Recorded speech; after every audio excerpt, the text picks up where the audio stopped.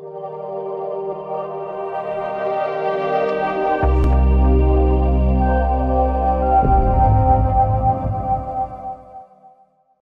United States Department of Treasury's Financial Crimes Enforcement Network, FinCEN, is required through the Corporate Transparency Act to prevent and protect the community from fraud and illicit activities involving United States companies.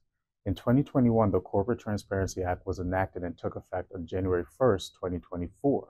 The National Defense Authorization Act, or the NDAA, is a series of federal laws specifying the annual budget and expenditures of the United States Department of Defense. In 2021, the NDAA incorporated substantial modifications to its anti-money laundering management.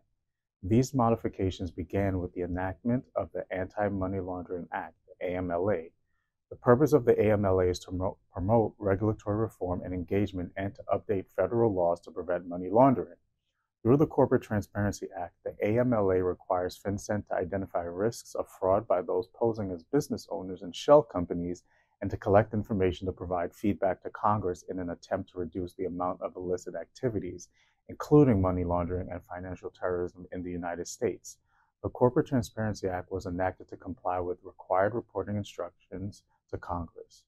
Congress argues that the lack of state laws requiring beneficial owners to be identified has allowed for the exploitation of business entities to be used for conducting criminal activities. FinCEN is required to maintain a national registry of beneficial owners of business entities deemed to be reporting companies. A beneficial ownership information report is required to be filed by all beneficial owners. So who is required to report? Well, beneficial owners of any U.S. reporting company are required to file a report. Beneficial owners is defined by the Corporate Transparency Act as any individual who, directly or indirectly, exercises substantial control over the entity or owns or controls not less than 25% equity in the entity. There are listed individuals who are expressly excluded from this definition. These individuals include minors, any individual whose only interest in the reporting company is through inheritance, a person whose control derives strictly from employment in the company, an individual acting as an intermediary for the company, and other examples. There are 23 entity types that are exempt from the reporting requirements set out by FinCEN. A complete list and complete guidance are available on the FinCEN Q&A website. Third-party entities or individuals such as those listed as registered agents such as accountants, attorneys, and other intermediary companies are not required to report as beneficial owners unless they exercise substantial control over a company or hold ownership interest in the company. Substantial control is defined in detail by FinCEN's Small Entity Compliance Guide, but generally applies to individuals of a company that hold decision-making authority such as CEO, CFO, General Counsel, and individuals who hold authority to appoint or remove officers. There are two types of reporting companies.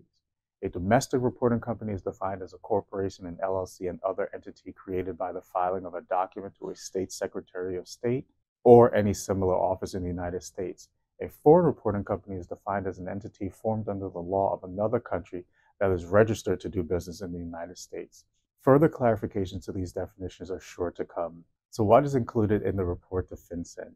A qualified reporting company must provide each beneficial owner's name, date of birth, residential or business address, and a unique identifying number from an acceptable identification document such as a driver's license or passport.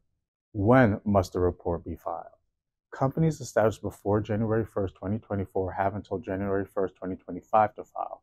Companies formed after January 1st, 2024 have 90 days after the company becomes effective to submit a report. There is no fee required to file this report. Beneficial ownership information reports can be filed using the BOI e-filing system.